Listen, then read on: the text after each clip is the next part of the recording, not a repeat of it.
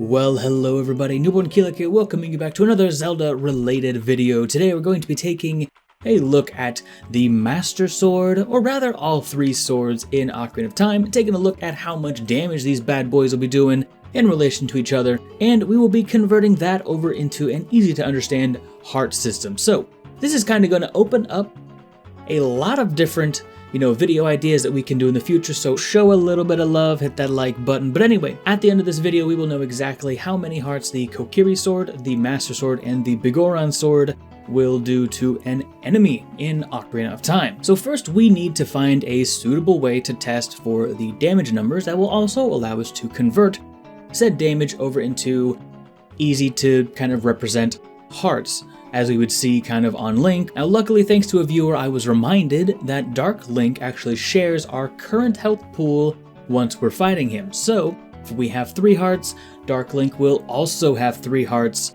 It's kind of an interesting little thing, but it is vital to what we are doing today. Luckily, we have access to the debug ROM, which will allow us to fight Dark Link as many times as we want, as, well, they needed a place to test him as well. Using the debug ROM, we can also smuggle a boomerang into the hands of Adult Link, making for the easiest testing of our lives. Please bear in mind that the boomerang does no damage, except for potentially to the boss inside Jabu Jabu, the parasite in there, but even then it doesn't seem like it really does damage, it just kind of more so allows you to find the weak spot of said boss. What I'm saying is it's not really a damaging tool, it's more of a utility item. Unless you're a Keese, in which case anything will kill you. Rough life, really. So the test will be as follows.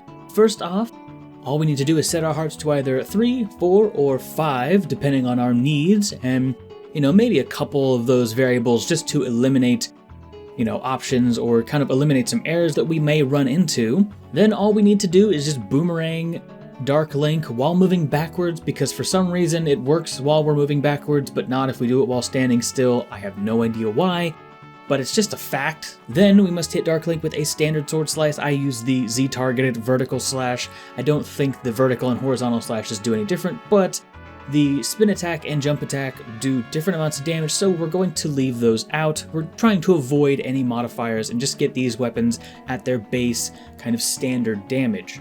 And then we just kind of repeat it until he's dead. Really is that simple. The boomerang makes this the easiest thing in the world. And yes, before you ask, unfortunately, many Dark Links were harmed in the making of this video. Don't throw me in jail. So of course we're going to start with the least imposing and most boring of the 3, the Kokiri Sword. It's supposed to be a Kokiri treasure, however it's basically the equivalent of a butter knife in the Legend of Zelda. Now, if we give ourselves 3 hearts, meaning that Dark Link also has 3 hearts, it'll take 6 hits. Giving ourselves 4 hearts, it'll take 8, and 5 hearts, it'll take 10 hits total. Now, doing some very simple math, we can find out that this Kokiri Sword actually deals about half a heart of damage per slice. The amount of hearts that we have is always directly proportional to the amount of slices that it takes.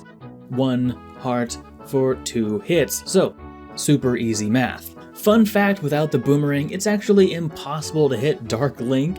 Even if you use the Infinite Sword glitch, it is literally impossible to hit Dark Link.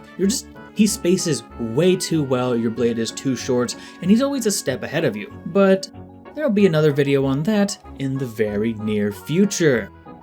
Wink, wink. Next we're going to take a look at the Bigoron Sword, widely regarded as the easiest way to take on Dark Link because you just simply outrange him. Any attack that you do, he copies back your controller inputs, but he doesn't necessarily act the same way that you do. So you have a large overhead slice with 2 hands, he has a little you can outrange him, it's pretty easy. So this is by far the easiest way to take him out. Now we tried with 3 hearts, which ended up having 2 hits, but the health pool was far too small. Now, I had a hunch at the beginning that this was going to do around 2 hearts, so I bumped the hearts up to 8, meaning that we both had 8 hearts, I had 8 hearts, Dark Link has 8 hearts. With a standard boomerang / standard slice combo, we find that it will take 4 hits on 8 hearts. So each slice of the Bigoron Sword is doing 2 hearts of damage. Easy math. So finally, in what you have clicked on the video for, the Master Sword. Surely the Blade of Evil's Bane is much better at dealing with evil intent, correct? Well, you'd be wrong. It actually sits right in the middle. The amount of hearts is directly proportional to the amount of hits that it takes. 3 hearts, 3 hits, 6 hearts, 6 hits. Again, our simple math suggests that this would in fact just be 1 heart of damage per hit, which is kind of a nice, it's still an upgrade from the Kokiri sword, but you still get to use your shield with it, so it's kind of nice, and it makes sense as far as a gameplay design why it wouldn't do as much as the Big Oron sword, but still, this is the Blade of Evil's Bane. From a lore perspective, I take issue with that, but I'm not the one that has to balance this game. So this means that our spread of the 3 standard swords in Ocarina of Time look something like this as far as damage is concerned. You have the Kokiri sword, the weakest sword, doing a measly half heart of damage.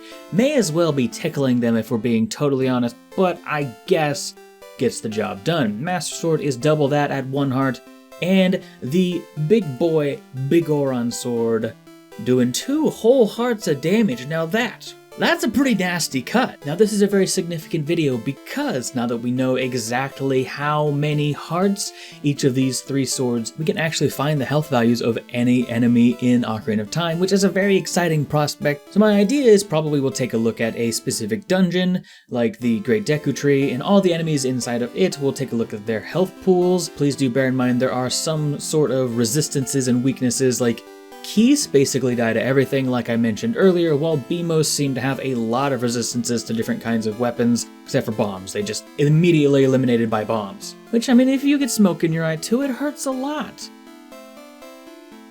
Also, if you're sitting next to a bomb, it hurts a lot. As I was saying, yes, let me know which temple you'd like me to take a look at first, or if you'd like me to take a look at the first 3 dungeons in the area. Let me know which enemy specifically you want me to take a look at, and if I get enough of those requests, of course, I will look into them. Probably with the very scientific boomerang method. So we all learned something today. Thank you so much for watching all the way to the end. It does help me out an awful lot, and I genuinely appreciate it. Again, if you did enjoy the video, please do consider supporting it. Leave it a like, leave it a comment. On screen, you'll see my last video that we did. We took a look at the Hero's Shade, and below that, of course, you will be seeing a link to the gameplay channel. We have a series running through the Ocarina of Time randomizer at the moment. We're having ourselves a great time, and I really hope that you come over and join me in our endeavors. Anyway, I'm Newbornkilik, and I will see you in the next one. I'm out.